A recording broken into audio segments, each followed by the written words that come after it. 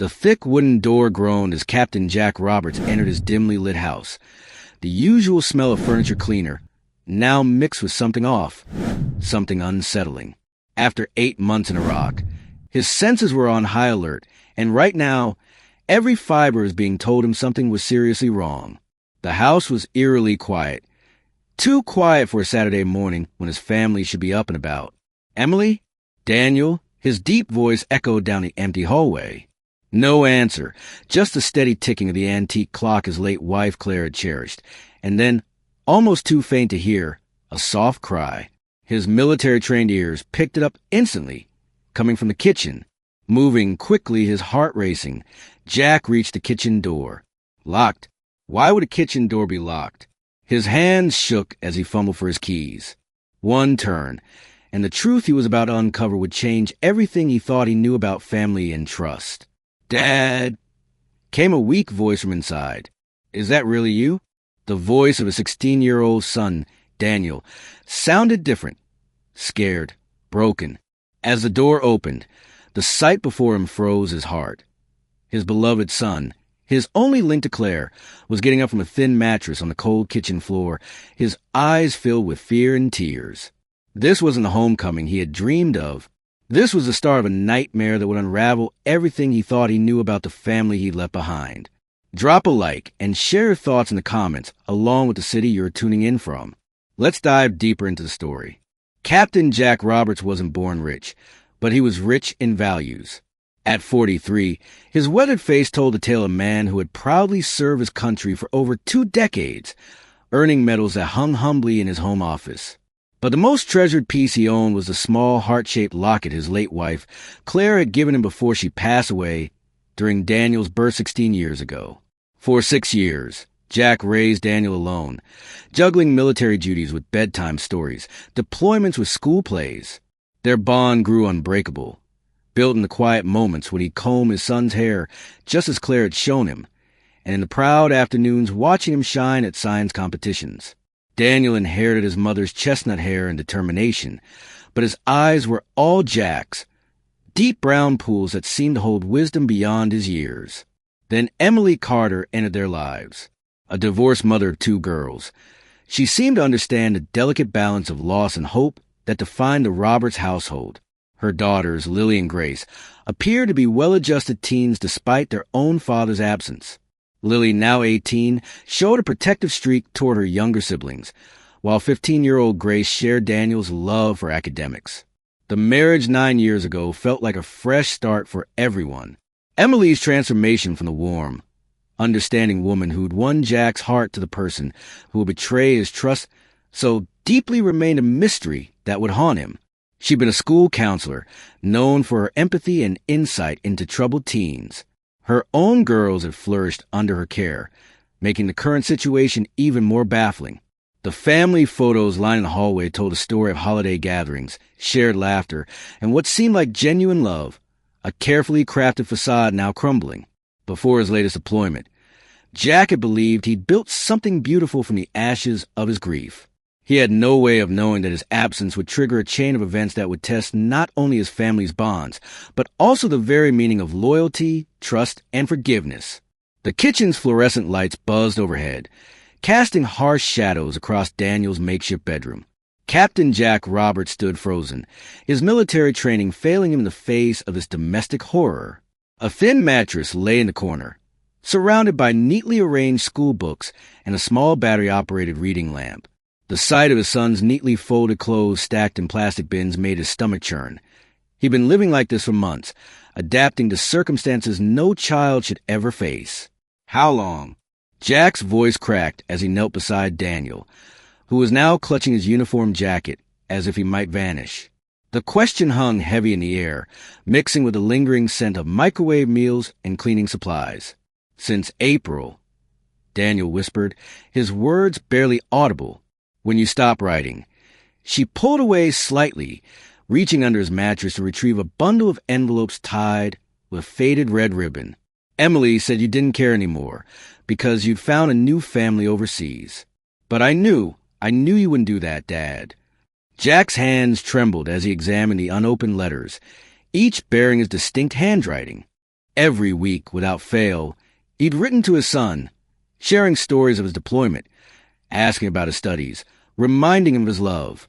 The postmarks told their own story. Emily had systematically intercepted every letter for the past 7 months. The reality of the situation began to sink in. This wasn't a simple case of family tension or stepmother-stepson conflict. This was calculated cruelty, a methodical dismantling of a child's world. The kitchen calendar on the wall caught his eye, dates marked with small red XS. Upon closer inspection, he realized they corresponded with Emily's weekend trips with the girls, leaving Daniel locked away like some dark family secret. She said it was temporary, Daniel continued, his voice stronger now in his father's presence, just until Grace's room was renovated. But then weeks passed, and he gestured to the makeshift living space he'd created. I tried to make it work, Dad. I even started learning to cook since I was here anyway. A weak smile crossed his face, an attempted bravery that shattered Jack's heart. The sound of footsteps on the front porch interrupted their reunion. Jack's military instincts kicked in as he moved toward the kitchen door, positioning himself between it and his son. But instead of Emily's key in the lock, there came a gentle knock and a soft, concerned voice. "Daniel? It's Rachel. I brought you some lunch, sweetie." Rachel Wilson stood at the kitchen door, a covered casserole dish in her trembling hands. She was everything Emily wasn't. Warm, genuine, with kind eyes that crinkled at the corners when she smiled. For 7 months, she had been Daniel's secret guardian, her present a lifeline in an increasingly isolated world. "I'm Rachel Wilson," she said, meeting Jack's questioning gaze. "I moved in next door about 8 months ago." Her voice carried the soft lilt of Tennessee's countryside, steady but cautious. "I've been watching over Daniel when I could." Jack unlocked the door, noticing how Rachel's eyes immediately went to Daniel, checking for signs of distress, a practiced gesture that spoke volumes about their established routine. The aroma of homemade shepherd's pie filled the kitchen, and Daniel's face brightened slightly. "Rachel teaches history at the high school," Daniel explained, straightening his wrinkled clothes. "She figured out something was wrong when she saw me studying by flashlight through the kitchen window late one night." Rachel set the casserole down, her hands clasping and unclasping nervously. "I tried reporting it, Captain Roberts. 3 times, actually. But Emily, she's well connected with the school board, respected in the community. She had explanations for everything, said Daniel was troubled, making up story for attention after his mother's death." Rachel's voice caught. They believed her over a new teacher in town. The full weight of Rachel's involvement began to unfold. She had done more than provide meals. She'd slipped textbooks through the window, graded Daniel's homework, and most importantly, given him hope. Through whispered conversations and notes passed through the crack under the kitchen door, she had kept Daniel's spirit from breaking entirely. "I started bringing extra food when I realized the girls were gone every weekend," Rachel continued, her professional composure cracking slightly. "Emily would leave sandwiches, but a growing teenager needs more than that. We developed a system. 3 taps on the window meant food. 2 meant Emily was coming. 1, she paused, looking at Daniel. 1 meant you're not alone." Jack watched as the son moved naturally to stand beside Rachel, their bond evident in the gentle way the teacher's hand came to rest on Daniel's shoulder. In his absence, this stranger had become his son's protector, risking her career and reputation in a town where Emily's influence ran deep.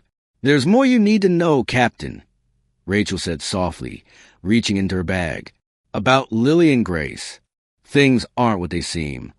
Rachel withdrew a folded piece of paper from her bag, hesitating before handing it to Jack.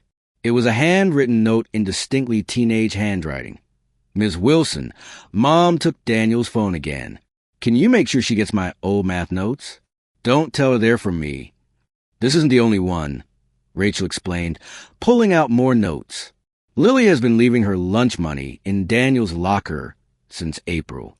Grace has been sneaking her desserts under the kitchen door when Emily isn't looking. They're trapped in their own way, Captain Roberts." Daniel's eyes widened. "The money, the extra food, that was from Lily?" His voice trembled with realization. But Emily said they wanted me gone, that they complained about sharing space with me. Jack spread the notes across the kitchen counter, each one telling a piece of a larger, more disturbing story. Notes from Lily asking Rachel to check on Daniel during storms because he'd always been afraid of thunder. Messages from Grace sharing homework answers through Rachel, keeping their unofficial study partnership alive despite their forced separation. "Your daughters have been trying to protect him," Rachel said softly to Jack. But Emily, she's a master manipulator. She tells Lily that one wrong move could send her back to her father. She reminds Grace that she's the only one who's ever supported her academic dreams. She's created an environment of fear and dependency. A particularly revealing note caught Jack's attention. "Ms. Wilson, Mom's taking us to California this weekend. Said it's for my birthday, but it's not until December. Something's wrong. Please watch Daniel. Grace." The pieces were falling into place. Emily hadn't just isolated Daniel. She'd orchestrated a complex web of emotional manipulation, pitting her children against each other while maintaining a perfect facade for the outside world. The weekend trips, the locked doors, the intercepted letters, all part of a calculated strategy to break the bonds between siblings and erase any evidence of her actions. The girls, Jack's voice was hoarse. "Where are they now?" "Still in California," Daniel answered. Emily said they're touring colleges, but Grace is only 15. Rachel stepped forward, her teacher's instinct for protection evident in her stance. "Captain Roberts, Emily's scheduled to return tomorrow. Whatever you're planning, the children, all three of them, need to be protected. They've been fighting this battle alone for too long." The kitchen clock ticked loudly in the silence that followed, marking time in a house where time had stood still for months. Jack Roberts, who'd faced enemies without flinching, felt a different kind of fear now. This wasn't a battlefield with clear enemies and allies. This was his home, and somewhere between his deployment and his return, it had become a psychological war zone with his children caught in the crossfire. By late afternoon, the Roberts home had become an investigation site, though not the kind Captain Jack Roberts was accustomed to from his military career. The dining room table, once the center of family meals, now displayed a timeline of evidence that painted a disturbing picture of systematic abuse. With Rachel's help, Jack methodically sorted through 7 months of family records. Bank statements revealed unexplained withdrawals from the children's college funds, money Emily had access to during his deployment. School records showed a stark contrast. While Lily and Grace maintained their positions in advanced placement courses, Daniel's grades had plummeted, accompanied by numerous unexplained absences that Emily had authorized with practiced ease. "The school trusted her implicitly," Rachel explained, spreading out Daniel's attendance records. Who would question a guidance counselor about her own family? Her finger traced a pattern of absences that coincided perfectly with Emily's weekend trips. She'd tell the administration Daniel was visiting colleges or attending family events. No one thought to verify. The most damning evidence came from Daniel's personal diary, discovered hidden beneath a loose floorboard in the kitchen. The entries chronicled a gradual descent into isolation, beginning with subtle changes in Emily's behavior shortly after Jack's deployment. Asterisk February 20th. Emily says the girls need more space for their studies. She suggested I move into the guest room temporarily. Dad would want to be cooperative. Asterisk March 5th. The guest room furniture is gone. Emily says there was a mix-up with the donation center. I'm sleeping in the kitchen now. She promises it's just for a week. Asterisk March 19th. My phone disappeared today. Emily says I must have lost it at school, but I saw it on her desk. When I mentioned it, she reminded me how expensive it was for Dad to keep me in private school. Asterisk Jack's hands trembled as he read entry after entry, each page revealing how his son's world had contracted while Emily's control expanded. The diary entries became increasingly sparse as Daniel's isolation grew, but one particular entry stood out, dated just 2 weeks ago. Asterisk Lily sneaked me Mom's old locket today. She said she found it in Emily's drawer with Dad's letters. Emily told me Mom never left anything for me. I knew she was lying. Mom did love me. I just have to hold on until Dad comes home. He always keeps his promises. Asterisk the locket in question now lay on the table, A small heart-shaped piece that had belonged to Claire, Jack's late wife. He had searched for it after Claire's death, wanted to give it to Daniel when he was older. Emily had claimed it must have been lost in their last move. As the sun began to set, casting long shadows across the evidence of Emily's betrayal, Jack heard Rachel's sharp intake of breath. She held up a stack of papers found in Emily's home office. "Captain Roberts," she said, her voice tight with controlled anger. "These are transfer papers. Emily's been planning to move the girls to a private school in California, and there's something else." She pulled out a document bearing an official letterhead, paperwork to relinquish custody of Daniel to the state, citing unmanageable behavioral issues. It's dated for next month.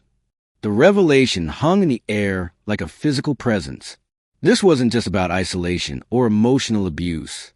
Emily had been systematically preparing to dismantle the entire family piece by piece, all while maintaining her reputation as a devoted mother and respected community member. As evening descended on the Roberts home, Rachel's methodical search through Emily's office revealed a hidden compartment in the bottom drawer of the filing cabinet. Inside lay a leather-bound journal and a stack of medical records that would shed light on the darkness that had consumed their family. "These records date back 16 years, Rachel said, her professional demeanor giving way to growing concern as she examined the documents. Emily was hospitalized for severe depression after her first husband abandoned her and the girls. She underwent extensive therapy, but..." She paused, scanning the more recent entries. "She stopped taking her medication shortly after your deployment, Captain." Jack leaned forward, examining the journal entries that chronicled Emily's gradual descent. The handwriting evolved from neat, measured strokes to increasingly erratic scrolls. April 10th. Jack's letters to Daniel arrived every week, like clockwork. He never wrote to the girls this much during his previous deployments. "Lily asked about it today. I saw the hurt in her eyes, the same hurt I saw when their father left. May 1st. Found Daniel looking at old photos of Claire today. Jack keeps them everywhere. Perfect Claire. Beautiful Claire. Dead Claire, who still has more presence in this house than I do. Even my own daughters prefer her son to me now. June 12th. The medication makes everything foggy. How can I protect my girls if I can't think clearly? Jack's unit reported casualties today. What if he doesn't come back? I won't let them take my daughters from me again. Not like before." The journal revealed a woman unraveling, her grip on reality distorted by untreated mental illness and deep-seated abandonment issues. Emily had created elaborate conspiracies in her mind, convincing herself that Daniel was somehow turning her daughters against her, that Jack's deployment was actually abandonment in disguise. A separate folder contained emails between Emily and her ex-husband, revealing another layer of manipulation. She had been telling the girls their father wanted nothing to do with them, while simultaneously blocking his attempts to maintain contact. The same pattern she would later repeat with Jack's letters to Daniel. "Look at this," Rachel said softly, holding up a recent bank statement. Large withdrawals every month sent to an address in California. She cross-referenced it with property records on her laptop. "It's a beachfront condo purchased 3 months ago. She's been planning this for a while, systematically moving money and establishing a new life. Without Daniel, Jack's military training had taught him to analyze threats, but nothing had prepared him for this level of calculated domestic warfare.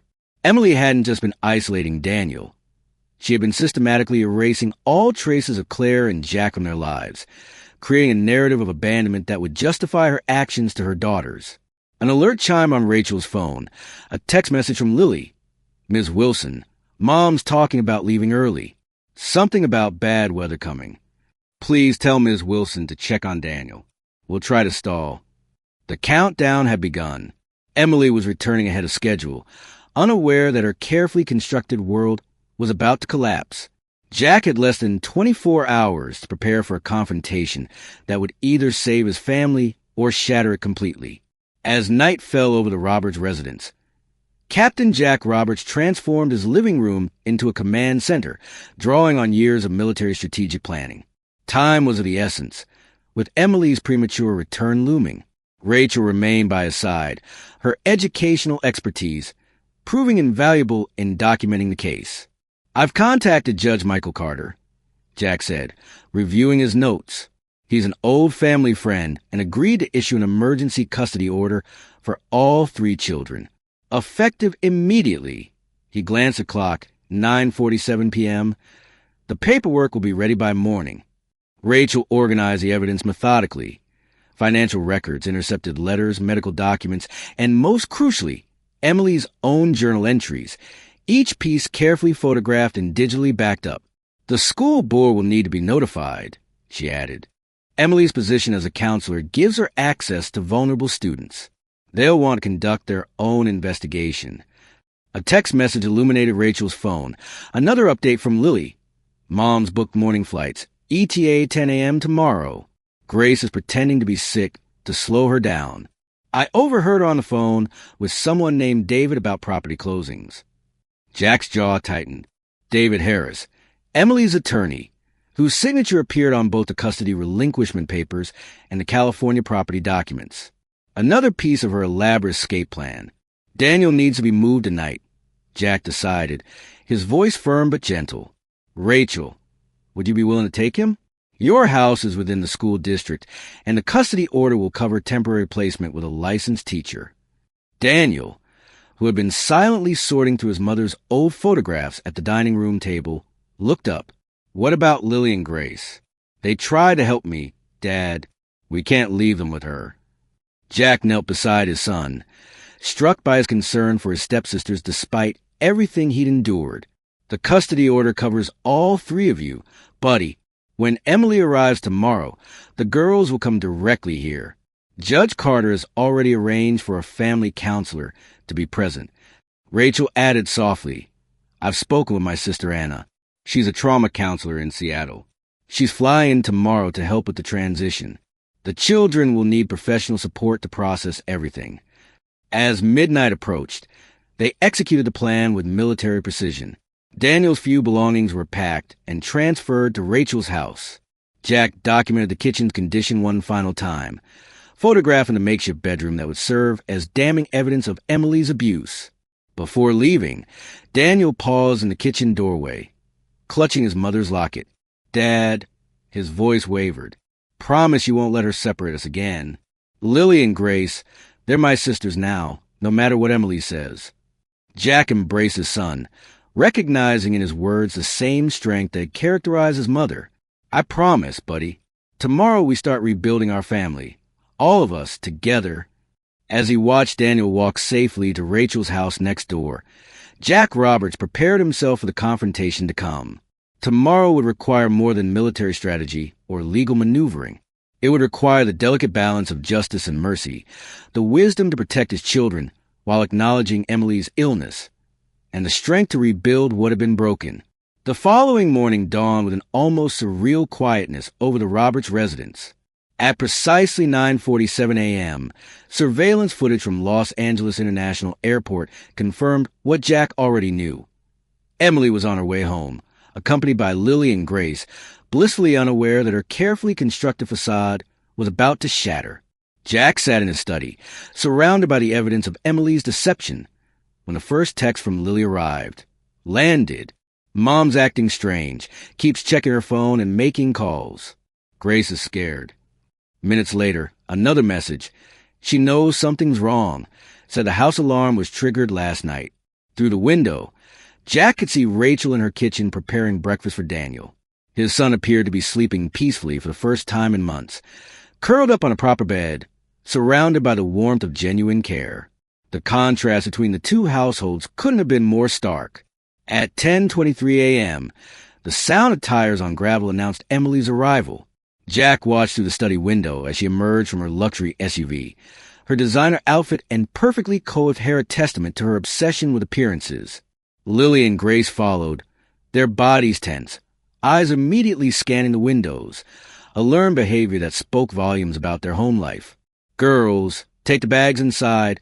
Emily's voice carried across the morning air, the forced cheerfulness barely masking an undercurrent of tension. We'll discuss the school transfer over lunch. Jack observed his stepdaughter's subtle resistance, the slightly slower pace, the exchanged glances, the way Lily positioned herself between her younger sister and their mother. These weren't the actions of troubled teens, but survivors who had learned to navigate their mother's unpredictable moods. The front door opened and Emily's manufactured smile froze as she stepped into the foyer. Jack had intentionally left Daniel's school photos on the wall, but added something new. Printed copies of Emily's journal entries, medical records, and bank statements, methodically arranged like a grotesque family album. Jack. Emily's voice wavered, her carefully maintained composure cracking. You're home early. Her eyes darted to the document on the wall, then to her daughters who stood rooted in the doorway. I can explain everything. The girls needed more space, and Daniel, he's been so difficult since you left. Stop. Jack's voice cut through her excuses like a blade. The girls know everything. Emily, about the letters you intercepted, about the money you've been moving, about California. He turned to Lily and Grace. Your bags are already packed. Rachel's waiting next door. You'll be staying there with your brother while we sort this out. Emily's transformation was instantaneous. The polished facade crumbled, revealing something raw and desperate beneath. My daughters are not going anywhere with that woman. She's poisoned all of you against me, just like Claire did, turning my own children, Mom. Lily's voice was steady, years of pent-up anger finally surfacing. Daniel slept on a kitchen floor for 6 months. We watched you lock him in, lie to Dad, intercept their letters. Grace cried herself to sleep every night, hearing him through the wall. It's over. The girls moved toward the door, but Emily's next word stopped them cold. If you leave now, you'll end up just like your father, alone, worthless, begging to see children who don't want you anymore. Inside Rachel's home, Daniel stood at the window, watching the confrontation unfold across the lawn. His fingers instinctively clutched his mother's locket as Anna, Rachel's sister, gently placed a supportive hand on his shoulder. The morning sun cast long shadows across the pristine suburban landscape, a stark contrast to the emotional tempest brewing within. Your sisters are coming, Anna said softly, her professional demeanor tempered with genuine warmth. As a trauma counselor, she recognized the complex layers of family dynamics unfolding before them. They're choosing to break the cycle, Daniel. That takes tremendous courage. Through the window, they watched as Lily and Grace walked steadily toward Rachel's house, their steps becoming more confident with each yard of distance they put between themselves and their mother. Emily's voice carried across the morning air, a desperate symphony of threats and pleading that seemed to diminish as the girls approached. Inside Rachel's living room, the transformation was immediate. Grace, the younger sister who had maintained perfect grades despite the turmoil at home, finally allowed her carefully constructed facade to crumble. She rushed to Daniel, enveloping him in a fierce hug. I'm sorry, she whispered, her voice breaking. We should have done more. Should have told someone sooner. Her shoulders shook with suppressed sobs. Every night, I could hear you through the wall. I used to play classical music, hoping it would help you sleep. Lily remained by the door, her tall frame rigid with tension. At 18, she had become a family's unofficial protector, a role that had aged her beyond her years. She's been planning this for months, she revealed, pulling out a folder from her backpack. The California school transfers, the new house, everything. She was going to tell Dad that Daniel had run away, that she couldn't handle the troubled teen anymore. Anna moved quietly through the room, her trained eye assessing each child's emotional state. You've all been carrying this burden alone for too long, she observed. But look at you now, together, supporting each other. That's not what broken people do. That's what survivors do. The sound of breaking glass from the Roberts house interrupted the moment. Through the window, they could see Emily in full meltdown, her carefully maintained image shattering like the vase she had thrown.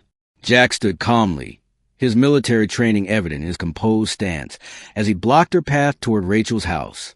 She's not well, Lily explained, her voice tight with emotion. Hasn't been since Dad left us. But that doesn't excuse what she did to Daniel. To any of us. She pulled out her phone, showing a series of text messages. I've been documenting everything. The threats, the manipulation, the way she'd play us against each other. I knew someday someone would need to know the truth. As the morning progressed, Rachel's home became a sanctuary of healing. The 3 siblings, finally free from their mother's manipulation, began the delicate process of reconnecting.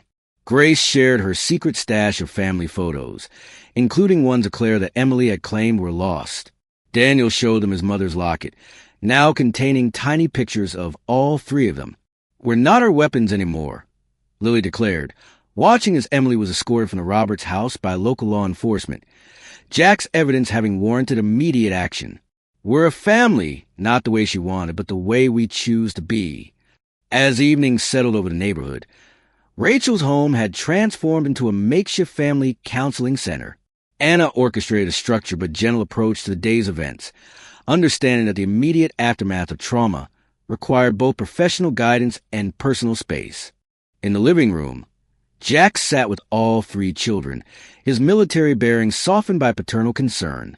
The coffee table between them held a spread of Rachel's homemade comfort food, largely untouched but providing a sense of normalcy amidst the chaos. "The judge has granted emergency custody orders," Jack explained, his voice steady and reassuring. "All three of you will stay here with Rachel for the next 72 hours while we secure and document everything at home. Anna will be staying, too, to help us navigate this transition." Lily nodded, her protector instinct still evident as she sat slightly forward, positioned between her siblings and the window. "What about Mom's hearing tomorrow?" "She's being held for psychological evaluation," Anna interjected gently. "The evidence your father gathered, combined with her behavior today, warranted immediate intervention. She'll receive the help she's needed for a long time." Grace, who had barely spoken since their mother's arrest, finally broke her silence. "Will they make us testify? Make us tell everyone what happened?" Her voice carried the weight of years of forced secrecy. "No," Jack assured them firmly. "The documentation speaks for itself. Your only job now is to heal. Together." Daniel, who had been quietly arranging and rearranging the family photos he'd recovered, looked up at his father. "What about school? Everyone will know by Monday." Rachel, who had been discreetly organizing sleeping arrangements, joined the conversation. "I've already spoken with Principal Carter. We're implementing an immediate support system. You'll each have private counseling available, and your teachers have been briefed to provide academic flexibility while you adjust." As night approached, the practical aspects of their new reality began to settle in. Anna helped establish a routine, understanding that structure would be crucial in the coming days. The siblings would share Rachel's converted basement, transformed into a comfortable living space with 3 proper beds, a pointed contrast to Daniel's months in the kitchen. Remember, Anna addressed them as they prepared for their first night of genuine freedom. "Healing isn't linear. You'll have good days and hard days, but you'll have them together now, and with a support system that won't fail you." Jack watched as his children, all 3 of them, began the delicate process of reclaiming their sense of security. Lily had finally allowed her guard to drop slightly, accepting a cup of hot chocolate from Rachel. Grace had retrieved her textbooks, finding comfort in the familiar routine of studying, and Daniel, his resilient son, had fallen asleep on the couch, his mother's locket clutched in one hand, his sister's childhood photo in the other. Tomorrow would bring new challenges: legal proceedings, therapy sessions, and the long process of rebuilding trust. But tonight, in the warm safety of Rachel's home, the foundations of healing had begun to take root. The stark fluorescent lights of Pinewood Psychiatric Center cast harsh shadows across the consultation room. 3 days after Emily's arrest, Dr. Eleanor Carter, the facility's chief psychiatrist, sat across from Jack Roberts, her expression grave as she reviewed the extensive documentation. "Captain Roberts, what we're dealing with here is far more complex than initial reports suggested," Dr. Carter began, her voice measured and professional. "Emily's psychological evaluation has revealed a severe underlying condition that went untreated for years. The abandonment by her first husband triggered a cascading pattern of paranoid behavior and control mechanisms." Jack leaned forward, his military posture unwavering despite his exhaustion. "I need to understand, Doctor, how did none of us see this coming?" Dr. Carter opened Emily's file, revealing years of carefully concealed mental health records. Emily was extraordinarily skilled at compartmentalizing her behavior. As a guidance counselor, she knew exactly how to present herself to the world. She used her professional knowledge to manipulate the system, to make any concerns about her behavior seem unfounded. The doctor produced a series of journal entries dating back to Jack's deployment. These writings show a progressive breakdown in her ability to distinguish reality from her paranoid fantasies. The isolation of Daniel wasn't just about punishment. It was about control. In Emily's distorted worldview, Daniel represented everything she feared: abandonment, replacement, the loss of her own children's love. A knock at the door interrupted them. Emily's attorney, David Harris, entered with Anna, who had been appointed as the family's advocate. The contrast between them was striking. David's polished corporate demeanor against Anna's compassionate professionalism. "We've reviewed the preliminary findings," David announced, his tone clipped. "Given the circumstances, we are prepared to discuss terms for a monitored rehabilitation program and supervised visitation rights." "Absolutely not." Jack's voice was firm, controlled. "The damage she's inflicted on these children goes beyond physical isolation. She systematically destroyed their sense of security, their trust and family bonds. Lily still positions herself between every door and her siblings. Grace can't sleep without checking the locks multiple times. And Daniel," he paused, composing himself. "Daniel still wraps his food in napkins, hiding it away like he did in that kitchen." Dr. Carter interjected. "The children's current psychological assessments show significant trauma responses. However, they've demonstrated remarkable resilience, particularly in their bonds with each other. These bonds need to be protected and nurtured during their recovery process." The conversation was interrupted by urgent footsteps in the hallway. A nurse appeared at the door, her expression concerned. "Dr. Carter, Mrs. Roberts is demanding to see her daughters. She's become extremely agitated. Security has been called, but she's threatening self-harm if we don't comply." The room tensed. Emily's voice could be heard echoing down the corridor, a haunting mixture of demands and pleading that sent chills through everyone present. "They're my girls. You can't keep them from me. I know what's best for them. I'm their mother."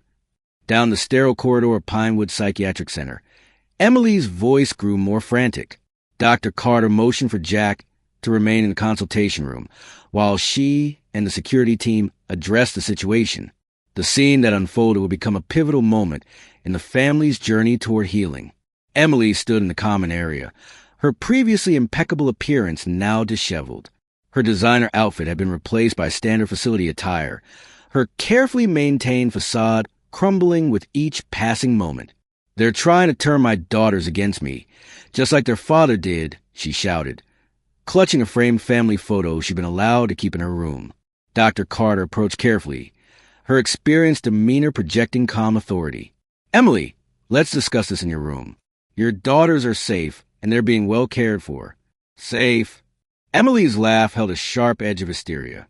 "You don't understand. Jack's poisoning them against me, just like Claire did. Perfect Claire, who still controls his family from a grave. I saw how she did it, turning my own girls into her son's protectors. I had to stop it." From the consultation room doorway, Jack watched the scene unfold, his military training warring with his paternal instincts. Anna stood beside him, documenting every word for the ongoing legal proceedings. "I did what any mother would do," Emily continued, her voice shifting between rage and pleading. "I had to separate them before she took them away from me. The letters, the phone calls, the secret meetings. They were all plotting against me, just like before, just like their father." Dr. Carter maintained her professional composure, though her expression betrayed her growing concern. "Emily, you stopped taking your medication 8 months ago. These paranoid thoughts aren't reality. Your daughters weren't being turned against you. They were trying to protect their sister from abuse." "Abuse?" Emily's voice rose sharply. "I gave her everything: a roof over her head, food, education. I even left her sandwiches when we went away. She's the one who turned my family against me. She's just like her mother, taking everything I love." The security team moved slowly into position as Emily became more agitated. In her increasing distress, she revealed more than any investigation had uncovered. "I found Claire's letters," she confessed, her words tumbling out in a frenzied stream. "The one she wrote before she died. Letters for Daniel's birthdays, graduation, wedding day. Perfect words from a perfect mother. I couldn't let her win. I couldn't let her keep controlling my family from beyond the grave. So I burned them. Every last one. Just like I burned Jack's letters. Just like I was going to burn everything that connected them.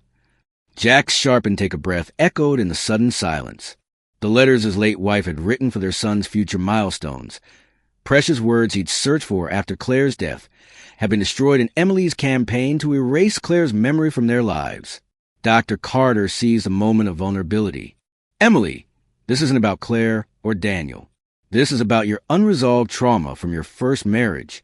You're projecting those fears onto your current family, creating enemies where there are none. Emily's composure crumbled entirely as Dr. Carter's words penetrated her carefully constructed defenses.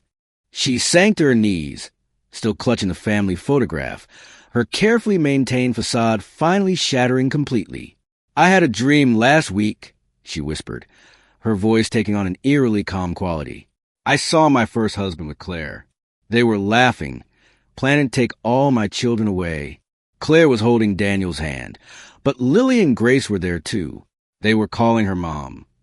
She looked up at Dr. Carter, her eyes filled with tears. Do you know what it's like to watch your children being stolen, piece by piece, by a dead woman? Jack stepped forward, unable to remain silent any longer. No one was stealing them, Emily. Claire's memory wasn't a threat to you. She was a mother who loved her son enough to write letters for every milestone she knew she'd miss. You didn't just destroy papers. You destroyed Daniel's connection to his mother. Emily's attention snapped to Jack, her expression shifting rapidly between vulnerability and defiance. You don't understand. I had to protect my family. The California house, the new schools, it was all for them. Away from her influence, away from all of this, we could have been happy. Dr. Carter signaled the security team to stand down as she knelt beside Emily. You're describing paranoid delusions, Emily. Your fear of abandonment created enemies where there were none. Claire wasn't a threat. Daniel wasn't stealing your daughters. They form bonds because they're siblings who care for each other. But the letters, Emily persisted, her voice small. Jack wrote to him every week, pages and pages about how special he was, how proud he was. Lily found them and asked why her father never wrote like that. Grace cried when she read them. I had to protect them from feeling unloved again. The revelation struck Jack like a physical blow. The letters he'd written to Daniel hadn't just been intercepted. They become weapons in Emily's psychological warfare, hurting all three children in different ways. Your daughters weren't jealous of those letters, Emily, Anna interjected gently. They were proud of their brother. They tried to protect him because that's what family does. The only one creating division was you. Emily's grip on the photograph loosened, the frame clattering to the floor. The glass cracked, creating a web of fractures across the smiling faces of their once united family. I didn't mean to, she whispered, the fight finally leaving her body. I just couldn't bear to lose him again. Not like before. Not like him. Dr. Carter helped Emily to her feet, signaling for a nurse to bring medication. This is a first step, Emily. Acknowledging these fears, understanding their source, is the beginning of real healing. Not just for you, but for everyone you've hurt. As Emily was led away, Jack retrieved the cracked photograph from the floor. Through the spiderweb of broken glass, he could see the truth they'd all missed. The signs of Emily's deterioration had been there all along, hidden behind perfect smiles and carefully staged happiness. In the quiet solitude of Rachel's living room, Jack Roberts faced the difficult task of sharing the day's revelations with his children. The evening sun cast long shadows through the windows as Anna and Rachel sat nearby, providing silent support for what would become one of the most challenging conversations of their lives. Your mother's letters? Jack began, his voice steady despite the emotion threatening to overwhelm him. The ones Claire wrote before she passed away. Daniel. Emily found them and... He paused, searching for the right words to convey such a profound loss. Daniel, who had been absently stroking his mother's locket, looked up sharply. The birthday letters, the ones you said Mom wrote for me, they're gone, aren't they? Jack nodded, the weight of the loss evident in his bearing. Emily burned them, Buddy, she saw them as a threat to her relationship with all of you. In her mind, your mother's presence, even through those letters, was somehow stealing her family away. Lily's reaction was immediate and visceral. She stood abruptly, her tall frame rigid with anger. She had no right, she said, her voice low and controlled. Those letters weren't hers to destroy. They weren't about her at all. Her hands clenched into fists at her sides, years of suppressed rage finally finding a focus. Grace, ever the quiet observer, spoke up from her position by the window. I remember finding one of them once in Mom's desk drawer. I only saw the envelope. It said for Daniel's 16th birthday in really pretty handwriting. When I asked about it, Mom said it was just old paperwork and locked the drawer. Anna leaned forward, her professional demeanor softening with compassion. What Emily did was an act of profound violation. She didn't just destroy papers.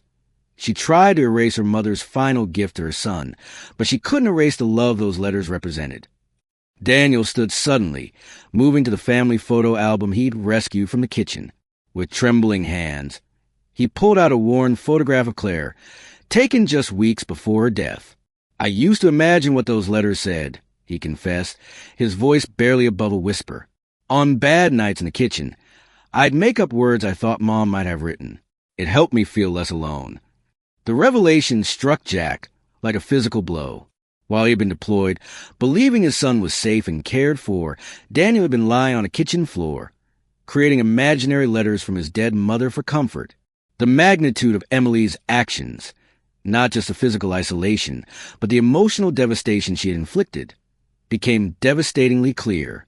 There's more, Jack continued, knowing they needed to understand the full scope of Emily's deception. The letters I wrote to you, Daniel, Emily didn't just hide them. He glanced at Lily and Grace, understanding the pain this truth would cause them.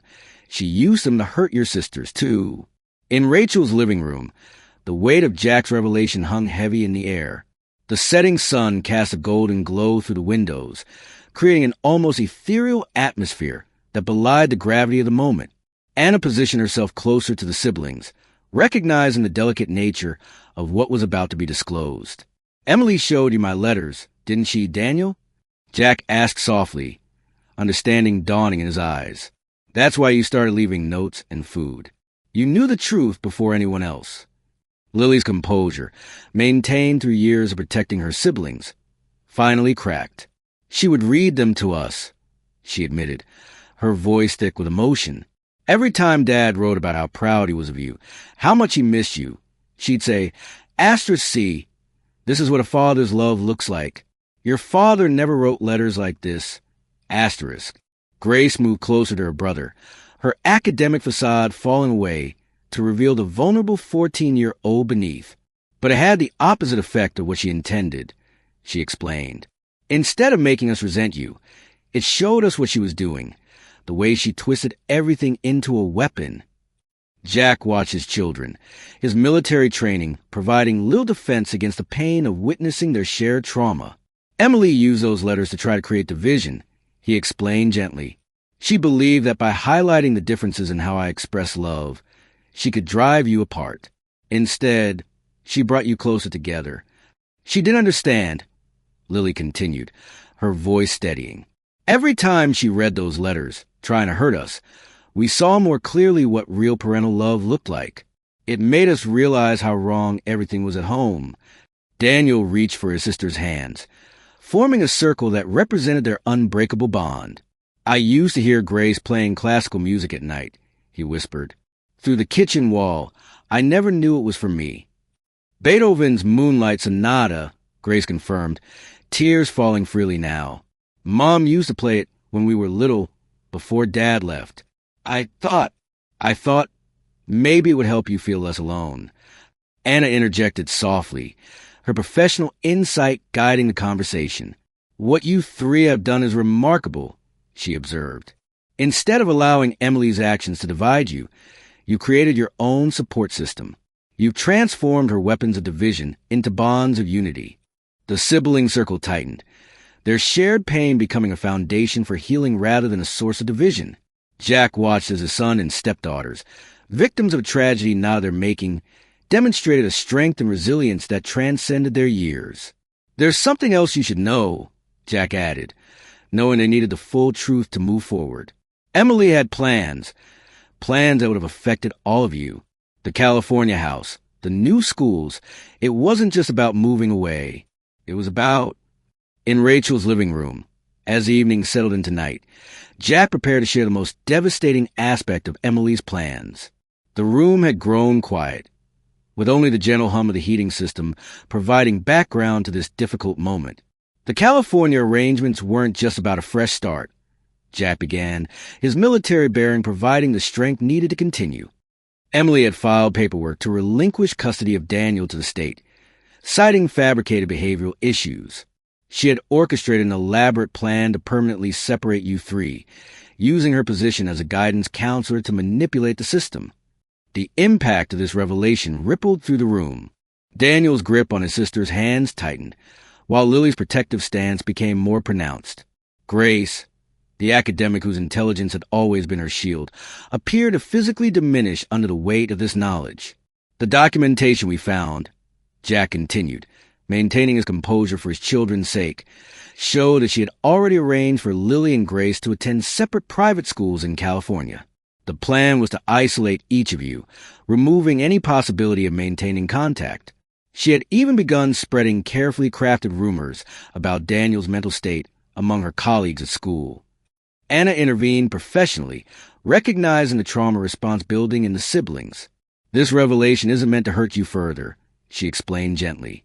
"Understanding the full scope of Emily's actions is crucial for your healing process. It validates the fear and uncertainty you've been carrying." Lily broke the heavy silence that followed. "She told us the California schools were opportunities," she said, her voice hollow. "Elite academic programs that would guarantee our futures. But she always avoided explaining why we couldn't attend the same school." Her composure cracked slightly. "I would have lost both my siblings."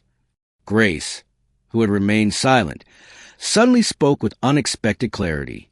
She was recreating her own trauma, she observed, her analytical mind providing insight beyond her years. "When our father left, he separated us from our old life completely." She was doing the same thing, but convincing herself it was for our protection. Daniel, who had endured months of isolation in the kitchen, demonstrated remarkable strength as he addressed the sisters. "But she failed," he stated firmly, "because what she tried to destroy made us stronger. Every note you slipped under the door, every midnight snack, every classical music piece, they weren't just acts of kindness. They were acts of defiance against her plan to separate us."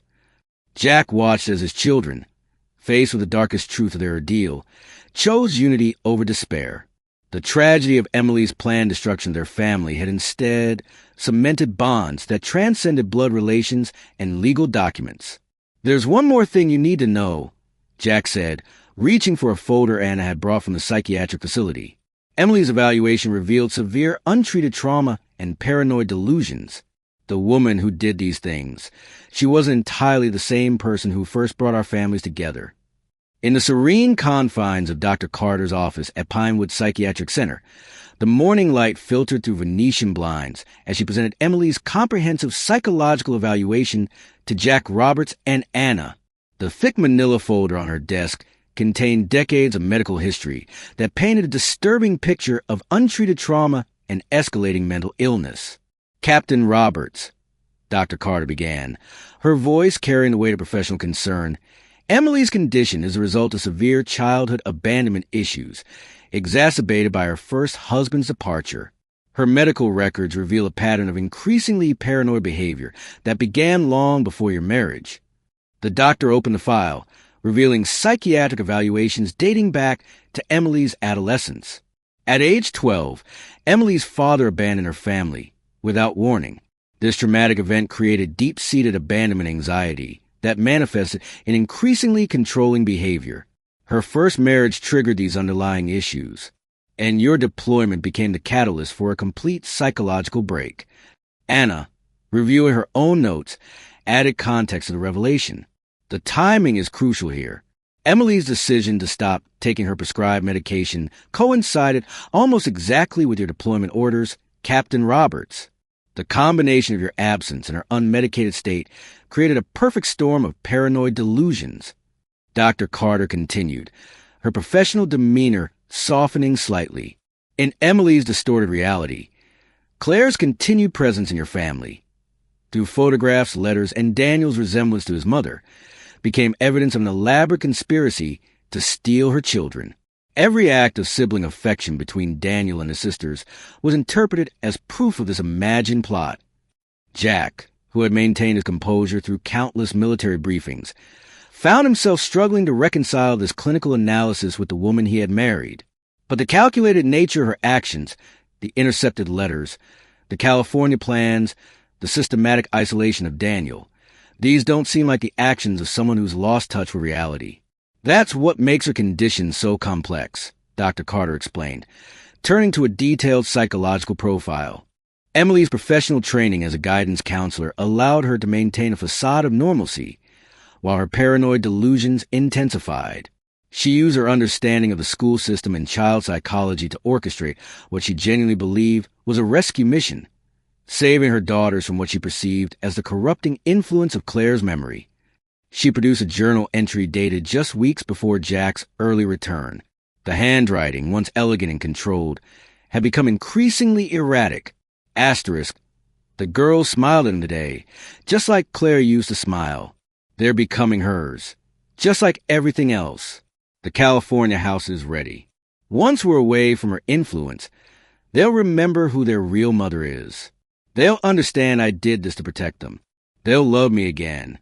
Asterisk, the revelation hung heavy in the air. Emily's actions, while methodically executed, had been driven not by malice, but by a profound mental illness that had distorted her perception of reality and love itself.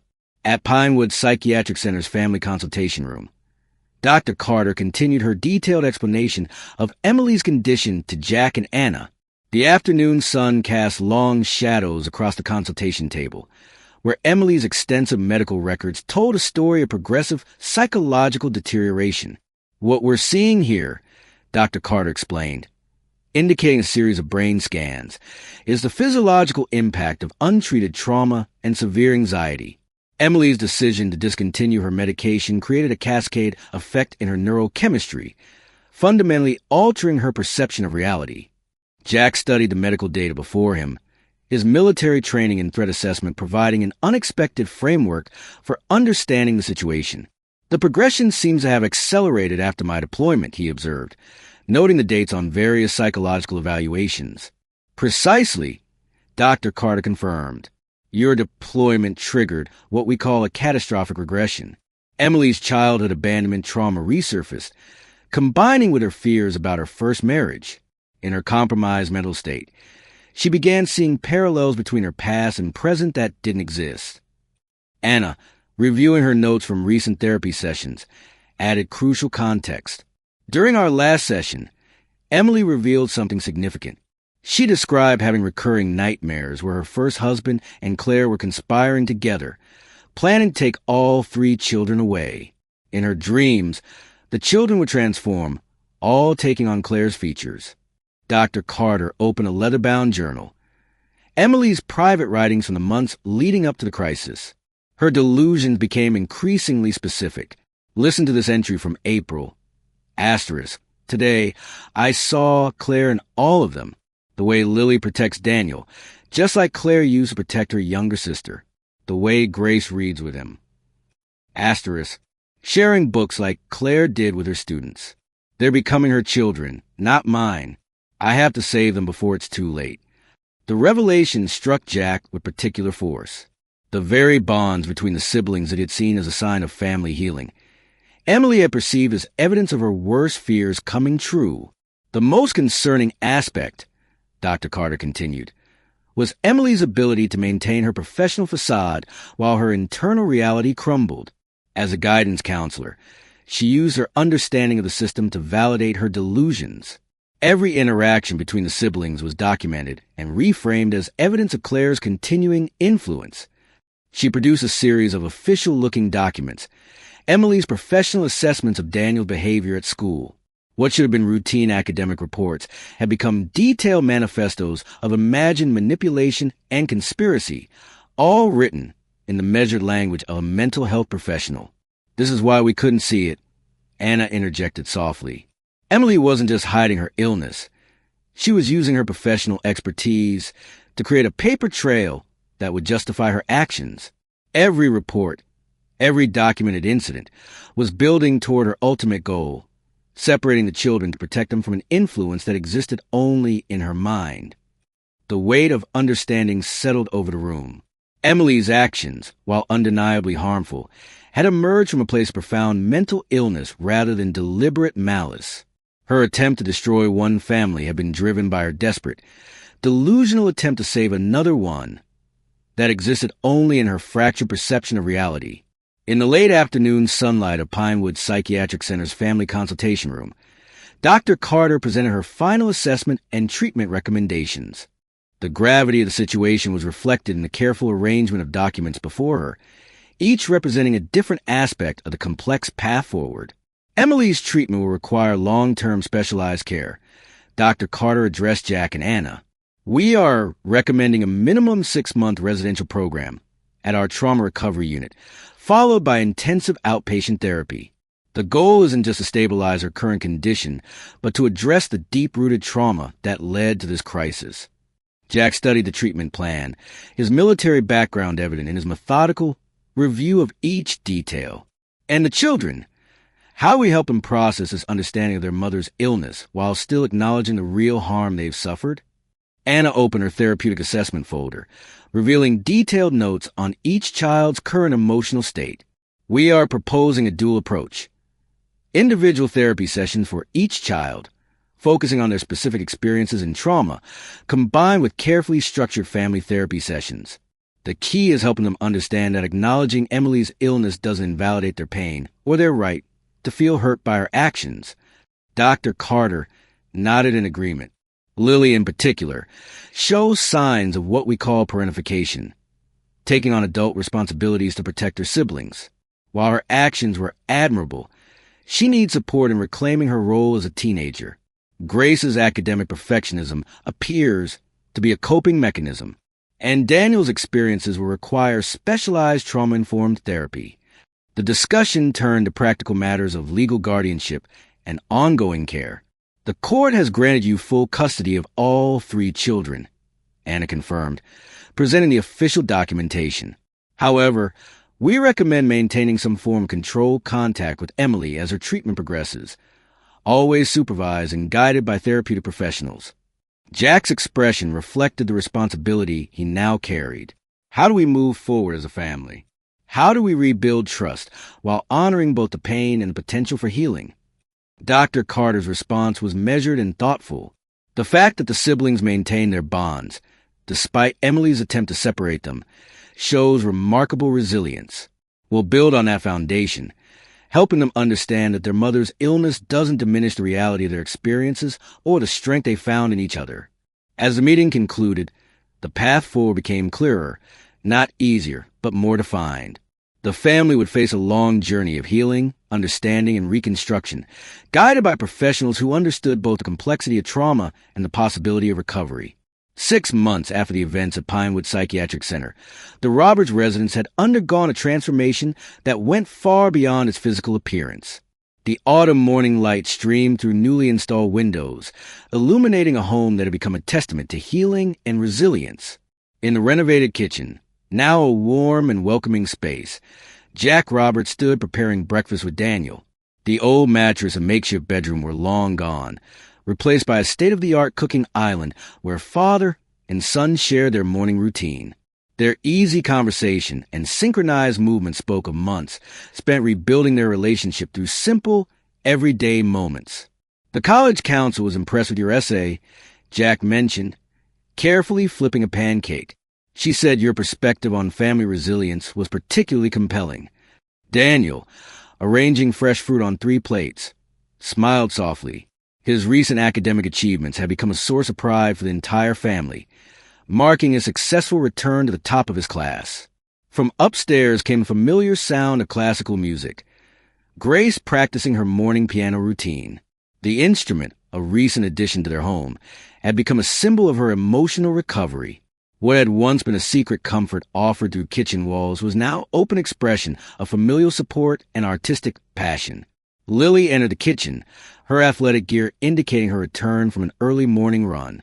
At 18, she had gradually learned to release her self-imposed role of family protector, though her protective instincts remained evident in gentler, healthier ways. "Coach says I have a good shot at the college sports scholarship," she announced, accepting a glass of orange juice from her brother. The morning routine, so ordinary on its surface, represented months of careful therapeutic work. Each family member had found their own path toward healing, while maintaining the bonds that had sustained them through their darkest times. The kitchen, once a place of isolation and fear, had become the heart of their reconstructed family life. Rachel, who had transitioned from emergency guardian to trusted family friend, appeared at the back door with her usual warm smile. Her presence had become an integral part of their support system, her home remaining a safe haven, even after the immediate crisis had passed. "The garden club meeting is this afternoon," she reminded them, accepting a cup of coffee from Jack.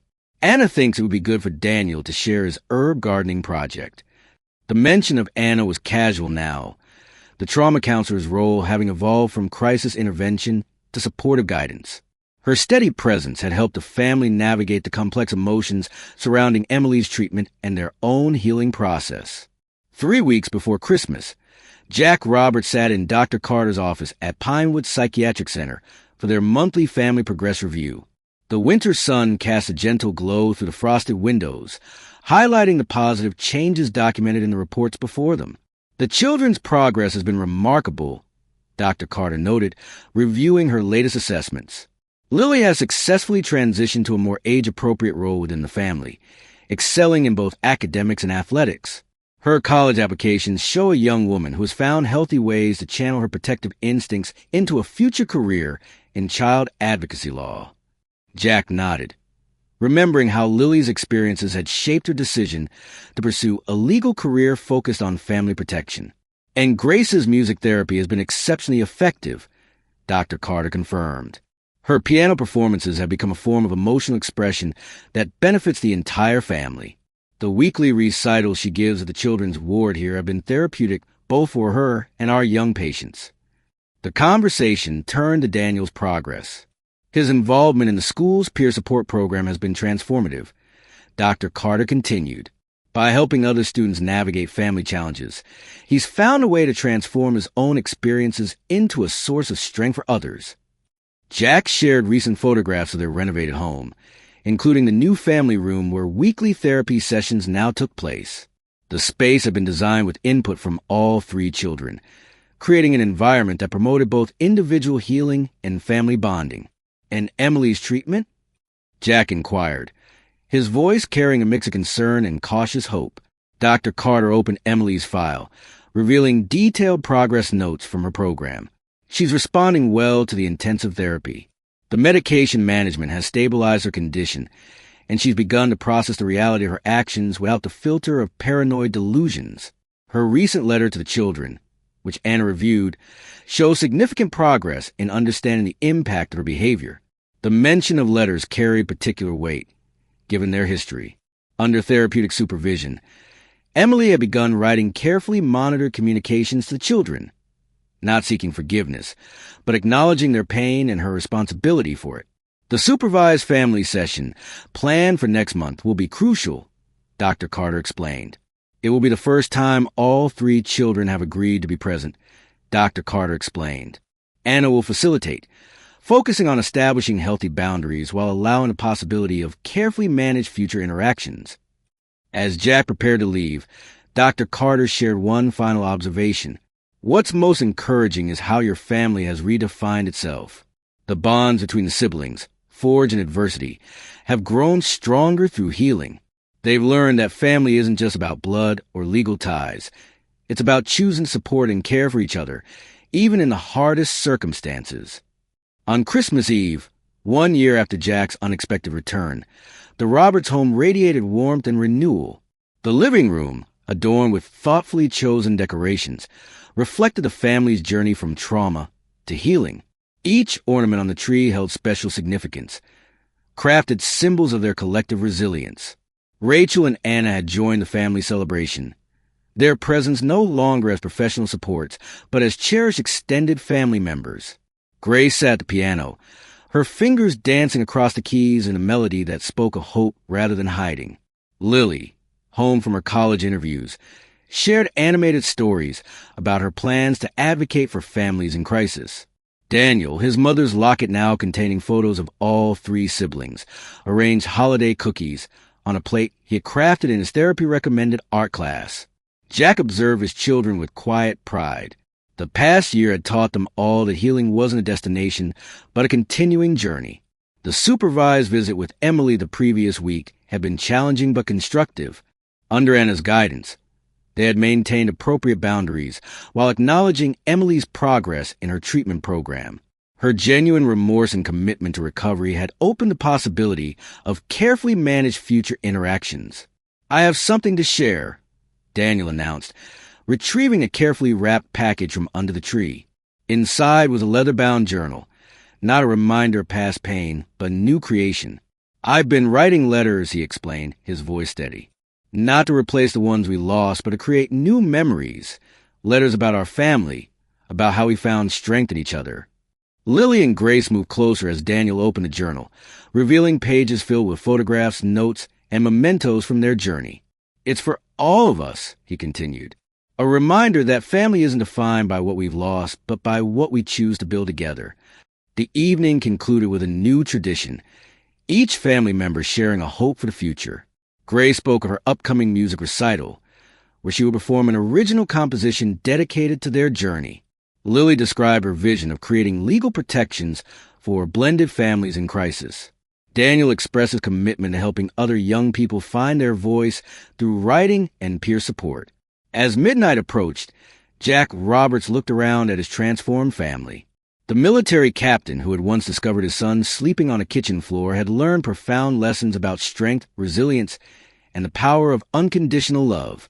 Their story, marked by both tragedy and triumph, had become a testament to the enduring spirit of family, not as a perfect institution, but as a continuous journey of growth, understanding, and healing. The clock struck 12, and snow began to fall softly outside. In the gentle piano notes of Grace's playing, the warm laughter of siblings sharing stories, and the supportive presence of their extended family of choice, the Roberts household had become more than a home rebuilt. It was a sanctuary of hope, understanding, and unwavering love. In the depths of every family's journey lies a profound truth about resilience and redemption. The story of the Roberts family reminds us that even in our golden years, the power to heal, forgive, and rebuild remains eternally present. Like many of us who have witnessed the evolution of family dynamics over decades, their tale speaks to the heart of what it means to be a parent, a child, and a protector of those we love.